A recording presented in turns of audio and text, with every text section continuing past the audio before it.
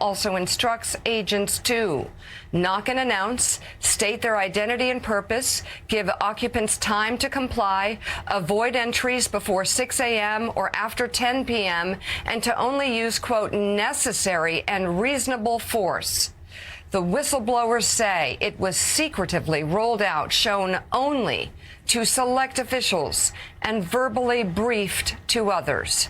According to the group, Whistleblower Aid, quote, together our clients are aware of multiple DHS employees who faced retaliation for expressing their concerns and or disagreement with the May 12th memo's policy change, likely constituting prohibited personnel practices. One client is aware of a seasoned government instructor tasked with teaching this new doctrine who chose to resign rather than be forced to teach what they understood to be unlawful. In response, a DHS spokesperson defended the policy, didn't deny it, defended it, saying individuals with administrative warrants have had, quote, full due process, and that administrative warrants have long been recognized as immigration enforcement. Joining us now, MS Now senior legal reporter and former litigator Lisa Rubin, MS Now justice and intelligence reporter Ken Dilanian, along with MS Now contributor Mike Barnicle. Ken, I'll start with you.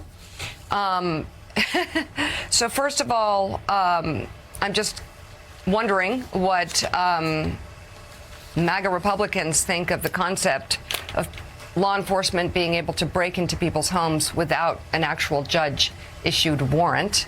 But more importantly, it now seems to explain what we're seeing out there, because there's a lot of behavior out there that does not vibe with law enforcement procedure. We've seen homes being broken into. We've seen cars being broken into. We've seen videos of ICE agents inside stores. And I think a lot of people interested in the law being followed are wondering, how did they get in there? Why do they feel emboldened to break in? What do you make of this memo? And is it a violation of the law?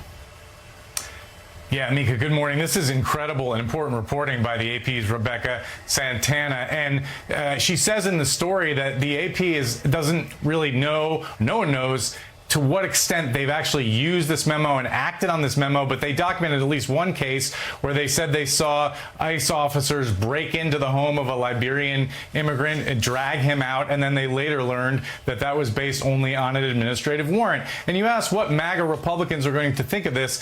Look, let's be real here. MAGA Republicans and many Donald Trump supporters are angry and annoyed that there are so many people running around the United States who have final orders of removal.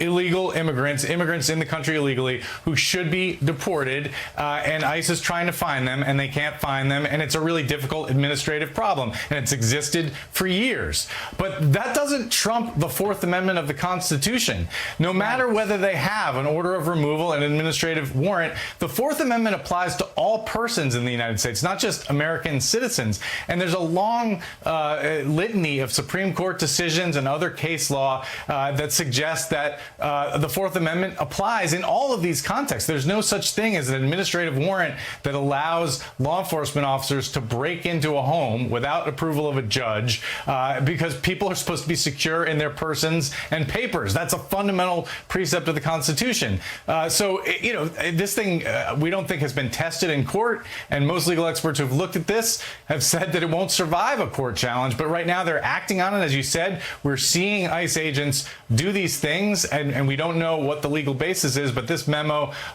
suggests that this is one of the things. And the other really telling thing about the story, you alluded to this, is that she reports that the memo is not in wide circulation. In fact, the security around it is really telling. They're not letting people keep copies of it. They're letting people read it, and then they're taking it back. And somehow these whistleblowers managed to obtain a copy and slip it to a senator, and that's how it's gotten out. But this is really an alarming and troubling development, and I'm glad you're highlighting it this morning.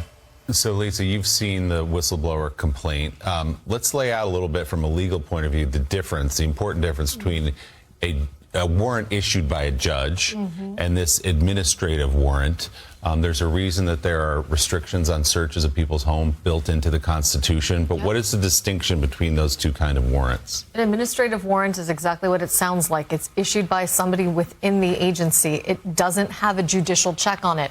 A judicial warrant is something that is presented to a judge with grounds for the warrant and is signed by a judge. And that has always been sort of the dividing line between when you can search somebody's home and when you can't. Now, Willie, there are exceptions, even under the Fourth Amendment. For example, if you're in hot pursuit of a suspect, can you enter a home without a warrant? Sometimes, yes. If you need to prevent imminent violence to someone, for example, you hear a domestic violence episode or a likely killing behind a door, can you enter without a warrant? Sure. But this doesn't reach any of those exceptions in the case law under the Fourth Amendment to when you can enter a home. I mean, it shifts like that. And we're throwing everything at it, Kate. We actually sent the hurricane hunters into the storm. So we have the NOAA hurricane hunters, the P3, and we sent the Air Force, the C-130s, out to go look at that low-pressure system out by Baja and the Pacific, really trying to gauge that data to get into the models, because every degree matters. All right, you could get a little further south, a little farther, further to the north. That can change everything. But the reality is, we have to be ready. You can't really bank your preparedness on those small little wiggles. Absolutely right. Absolutely right. Ken, it's very good to see you. Thank you so much for coming in. I really appreciate it. Something very important for everyone to watch as we head into this weekend. Let's get back now to Minneapolis, Minnesota, where one of the places that has been hit already and is frigid there today. Sarah.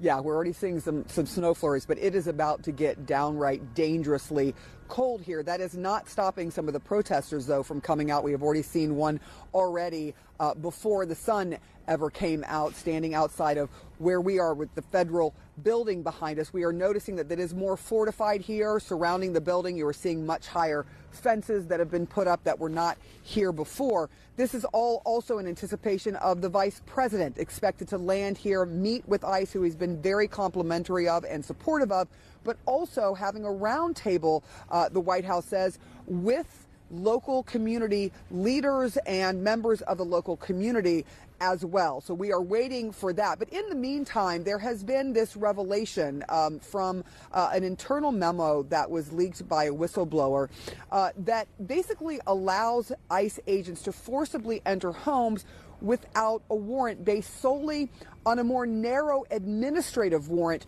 to arrest someone who has a final order of removal.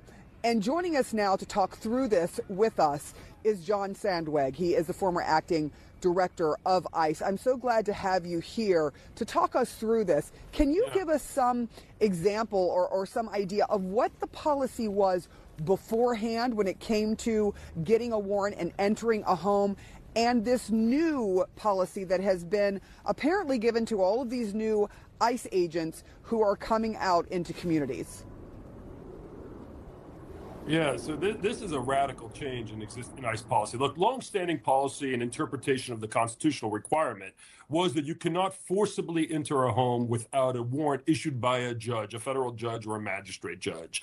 Now, the reason why that's so important here is two things. One is getting those warrants is not so easy. You have to swear out an affidavit. It's very detailed, stand before the judge, and not until the judge issues that warrant. So historically, ICE just has not, in civil immigration enforcement operations, really has never or very rarely obtained those warrants. But of course, as operations like Minneapolis are going on, as we've seen this across the country, immigrant rights groups have been advising individuals of this very fact. ICE cannot forcibly enter your home. And so while ICE's tactics historically have been to knock on the door and encourage you to walk out of the house, and they'll make the arrest on your front steps without forcibly entering, these groups have been advising people, don't step out of your house. So ICE is now struggling with that, and I think this is a byproduct of that, right? They're going to change the interpretation of well, not the Constitution, but of the various cases interpreting the Fourth Amendment's requirements, and now use these warrants to kind of bang in the doors. But let me just say very quickly, these warrants are dramatically different from what you see in a judicially authorized warrant, right? The level of detail, this is just a form where they check a few boxes and fill out the names. So this is a shocking development. Obviously, they're going to face litigation quickly. I would be very surprised if this is ultimately deemed, consistent with the Fourth Amendment's requirements. Yeah, I was just going to ask you if you thought that this was a real clear violation of the Fourth Amendment, as we have heard from Senator Blumenthal, who says to him it is. I do want to lastly ask you about what is happening with American citizens here. We have seen several incidents, one in which there is video of a man who has been taken out of his home. He is in his underwear. He's standing in the freezing cold. He is taken by ICE. And then it turns out later that he is a U.S. citizen, so he is simply dropped off a couple hours later.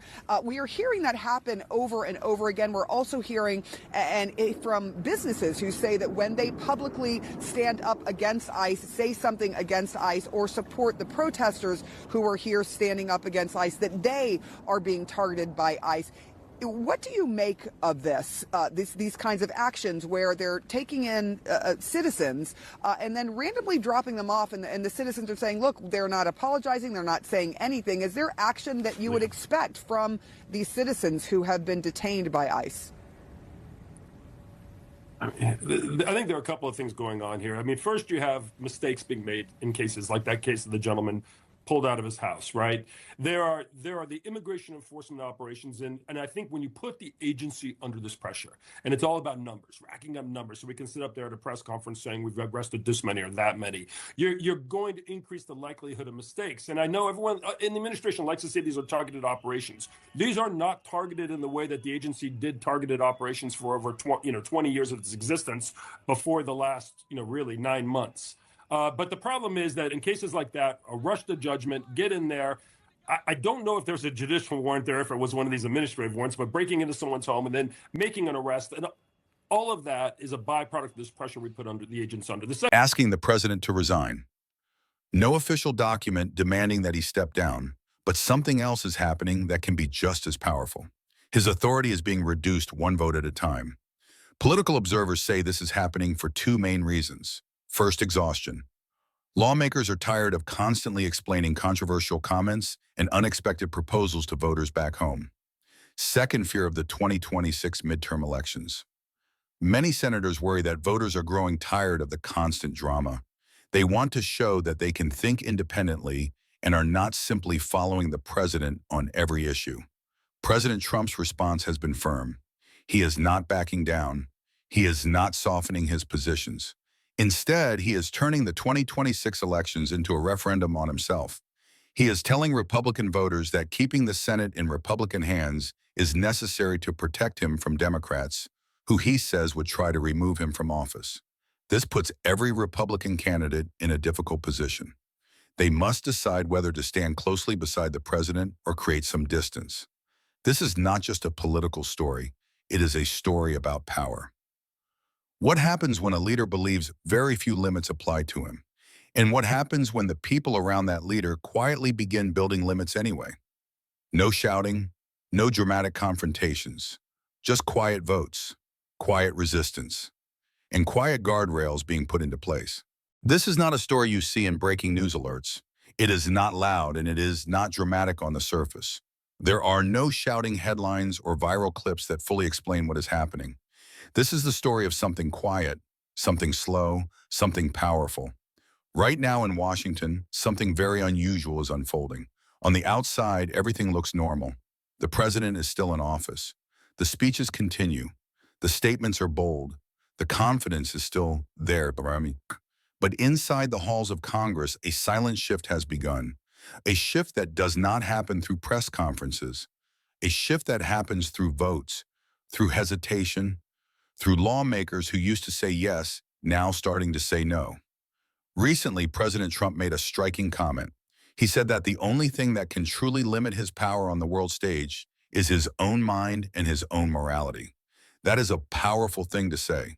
It shows how strongly he believes that no outside force can really stop him. But while he was saying that the Senate was doing something else, the Senate was building guardrails. For years, Republican lawmakers stood firmly behind him.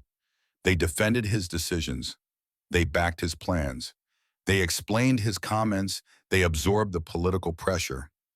But now that loyalty is starting to change. And it is not happening quietly behind closed doors. It is happening out in the open. One of the clearest examples came with a vote about Venezuela. Lawmakers were worried about the possibility that the president could send United States troops there without first asking Congress for approval. That concern alone is significant, because on issues involving military action, a president's own party almost always stands with him. This time, 5 Republican senators sided with Democrats to move forward a measure that would limit the president's ability to take military action in Venezuela without congressional approval. That word limit is important. This was not about disagreement. This was about restraint. Senator Josh Hawley from Missouri explained that he had several serious conversations over a number of days. The administration told him that such a rule would tie their hands. But Hawley said his concern was simple. He did not want to see ground troops sent into Venezuela without a vote from Congress. The administration said they had no intention of doing that, but Hawley still felt a rule was necessary. When words are no longer enough, lawmakers turn to laws, and this was not the first time. Back in October 2025, the Republican-controlled Senate voted repeatedly to block the president's trade plans. President Trump had proposed tariffs as high as 50% on foreign goods, saying it would protect American jobs. But for 3 straight days, Republican senators voted against those measures. These were not small policy disagreements. Trade policy was one of the central promises of his presidency, and his own party stopped it. Then there was the Greenland situation. President Trump suggested that the United States should take control of Greenland from Denmark and hinted there could be consequences if Denmark refused. Republican senators did not just disagree. Some described the idea as irrational. It is highly unusual for lawmakers to publicly describe their own president's foreign policy ideas in those terms. It showed something deeper than disagreement. It showed doubt. The same pattern appeared in domestic policy. In the House of Representatives, Republicans went against the president to keep health care subsidies in place that help Americans afford coverage under the Affordable Care Act. The president wanted them removed. Republicans kept them. In the Senate committees restored funding to health and education programs that the president had tried to cut. Quietly, piece by piece, they reversed his decisions. Another point of tension came with the Federal Reserve. President Trump spoke about wanting a criminal investigation into Jerome Powell because interest rates were not being lowered as quickly as he wanted. But Republican senators stood firmly behind Powell. They emphasized that the Federal Reserve must remain independent and should not be targeted over policy disagreements. They were not defending the president. They were defending the institution. There has been no formal resolution,